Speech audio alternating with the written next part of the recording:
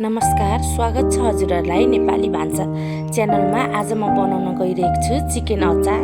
अचारको लागि मैले यहाँ रायो र सर्सिङको गेडा लिएको छु, त्यस्तै भाङ लिएको छु। छोपको लागि सुप राखेको छु आधा कचौरा। मैले यहाँ 3 किलो चिकनको लागि मसला तयार गर्दैछु।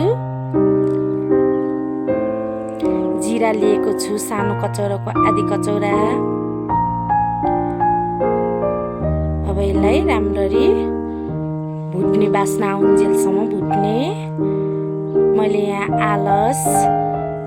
आलसलाई पनि लिएको छु। त्यस्तै मैले यहाँ रायो, आलस, तिल सबै थोकलाई मैले एकै ठाउँमा राखेर बास्ना आउन्जेल पड्किन्जेलसम्म राम्रोसँग भुट्ने। यसरी सबै थोक छोप मिसाउँदा चाहिँ एकदम मिठो स्वाद आउँछ।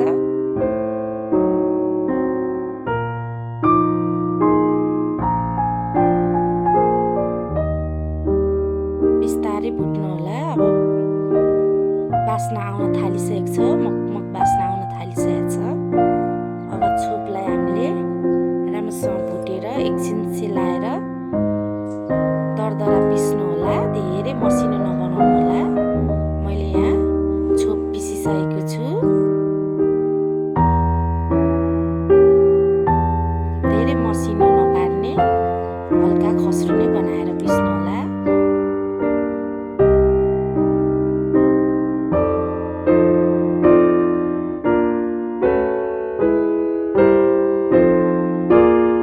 लसुन र अदुवालाई रातो हुन्जेलसम्म भुट्ने। हल्का रातो हुन्जेलसम्म बिस्तारै चलाइ भुट्नु होला। यसरी बनाएर राखेको चिकन अचार हजुरहरूले फ्रिजमै राखेर पनि 5 देखि 6 महिनासम्म खान सक्नुहुन्छ। छिटो खाने हो भने हल्का मात्रै भुट्नु होला चिकनलाई। अलि ढिलोसम्म राख्ने हो भने अलि रातो बनाउनु होला। अब त्यही लसुन अदुवा तारेको तेलमा मैले यहाँ चिकन राखिरहेको छु। मासुलाई राम्रो गरी भुट्नु होला। यदि हजुरहरू लङ समय राखेर खान चाहनुहुन्छ भने अलि धेरै रातो बनाउनु होला। र छिटै खानको लागि चाहिँ हामीले धेरै रातो बनाउनु पर्दैन। मैले आधी चिकन राखेको छु। बिस्तारै चलाइ भुट्ने।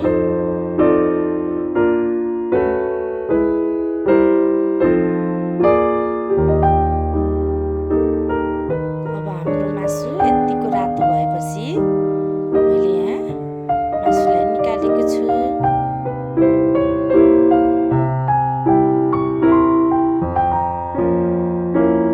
मासु रातो भइसकेको छ।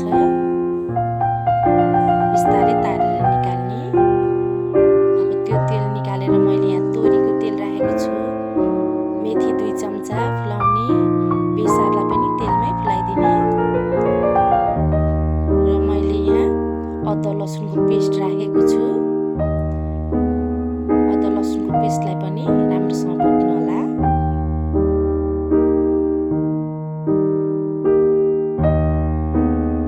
अब अघि भुटेर तारेको मासुलाई पनि राख्ने।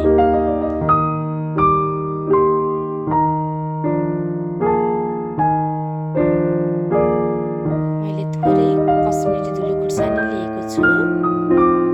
यसले कलर राम्रो ल्याउने भएको हुनाले थोरै एड गरेको छु। हजुरहरूलाई मन पर्दैन भने नराख्दा नि हुन्छ। धनियाँको धुलोलाई पनि राखेको छु। मजाले चलाउने र अघि तयार गरेको हाम्रो लसुन अदुवालाई पनि यसैमा एड गर्ने।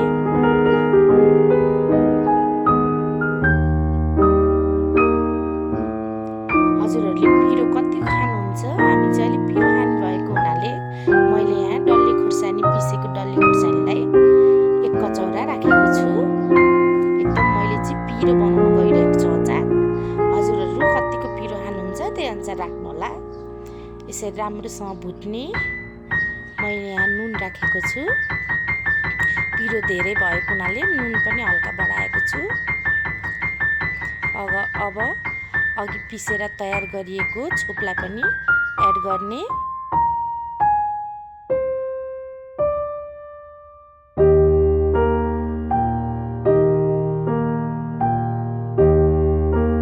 अब हाम्रो अचार तयार भइसकेको छ। अब अचारलाई सेलाउन दिने र हजुरहरूले कागती राख्दा नि हुन्छ, भेनिगर राख्दा नि हुन्छ।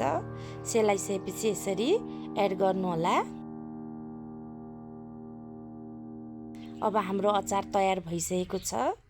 अब हजुरहरूले बट्टामा राखेर, सिसाको बट्टामा झन् राम्रो हुने भएकोले बट्टामा राख्नुहोला। मन परेमा लाइक, सेयर, सब्स्क्राइब गरिदिनुहोला। धन्यवाद।